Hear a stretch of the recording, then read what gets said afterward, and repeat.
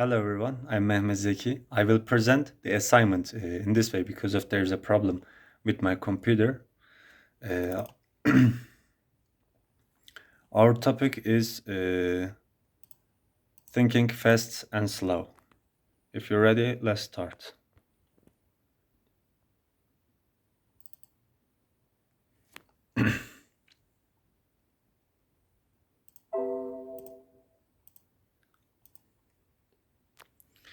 Thinking fast and slow.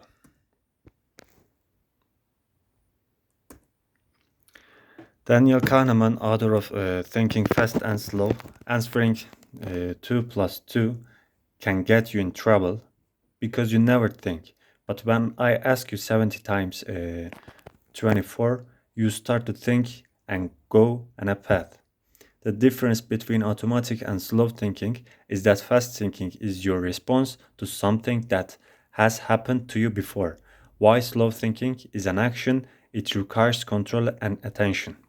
Our brain cannot do more than one slow thinking at the same time, thanks to a decision mechanism. It produces the event that needs to be considered more and makes the other one automatic. For example, if you talk on a phone at the same time while trying to remember several numbers, you will most likely either be silly or forget numbers. Self control also requires two different efforts. In such a situation, self control breaks down and we begin to act more primitive. Half of the students give the wrong answer to a simple riddle asked of Harvard students. There are basically two reasons for this. One, not controlling the automatic thought, giving the answer as soon as it comes to mind. The second one is to get the answer with the least amount of effort. When there are alternative ways to doing something in a given time, we try to minimize the effort. We have a system in our brain that calculates the value of action, and effort is cost in this calculation, and we try to minimize the cost. In an automatic thought system called System 1, there are experience we have in our own lives along with our evolution process. If there is no opportunity to think in an event or danger, System 1 steps in and takes the right decision to be taken according to its experience. For example, attack or flee. And all of the information in System 1 is learned in associative memory. That is in System 2.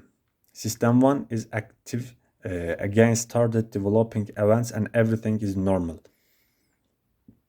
But one small detail in the storyline may seem artificial to us.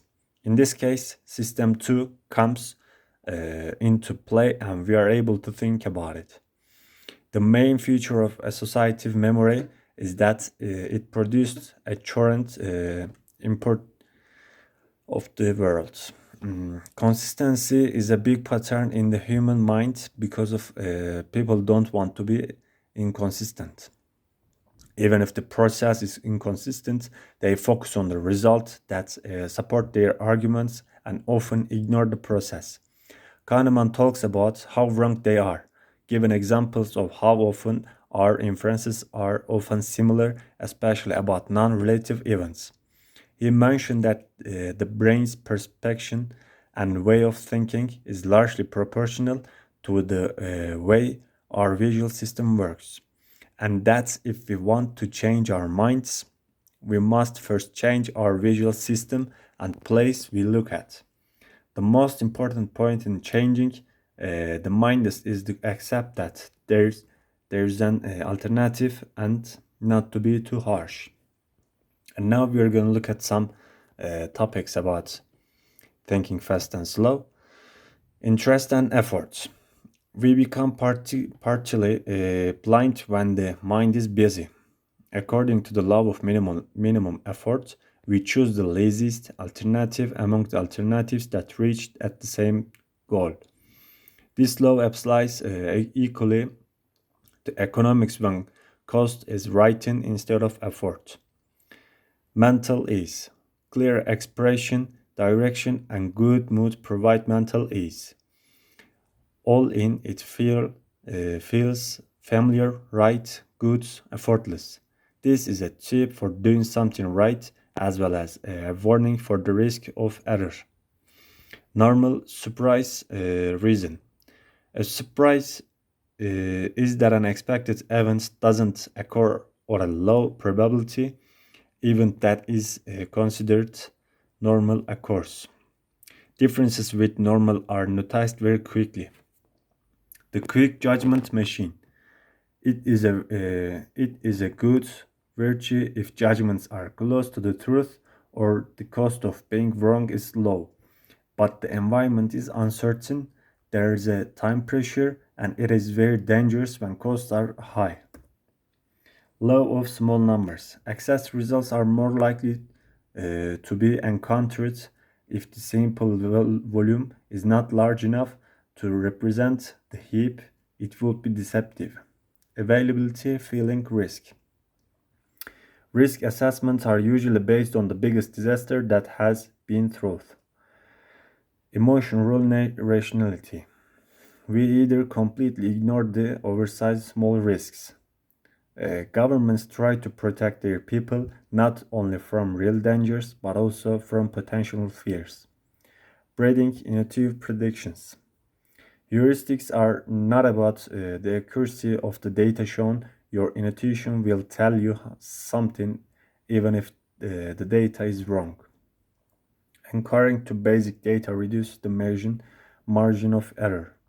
Regression is difficult to feel, even more difficult to understand, even when it is noticed. It cannot prevent the cause effect relationship prepared in our minds. Engine of capitalism. The planning fallacy is a reflection of Witherspoon optimism. We think of ourselves as better than we are. We accept the world as more orderly and precise.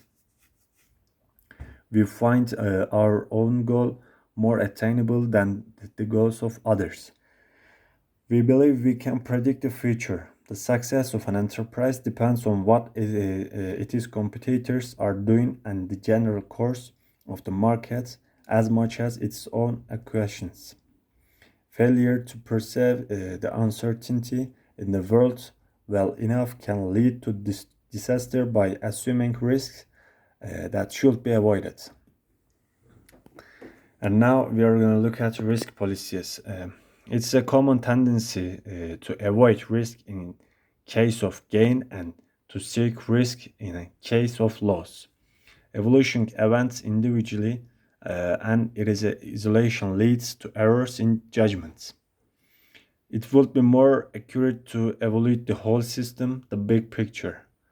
The econ in economics theory is system minded, but people who actually live are unfortunately narrow minded. Therefore, do not monitor the development of your wealth and your project too often, never interfere too often. The remembering self is the intense of use of mind activity. The length of time is unimportant. It is the maximum point and the feeling at the end that are decisive. Organizations are also included in the conception. People make the decision. The decision making style of the organization should be questioned according to the concepts. And we are looking some pictures about thinking fast and thinking slow. We can understand the differences between them on this picture.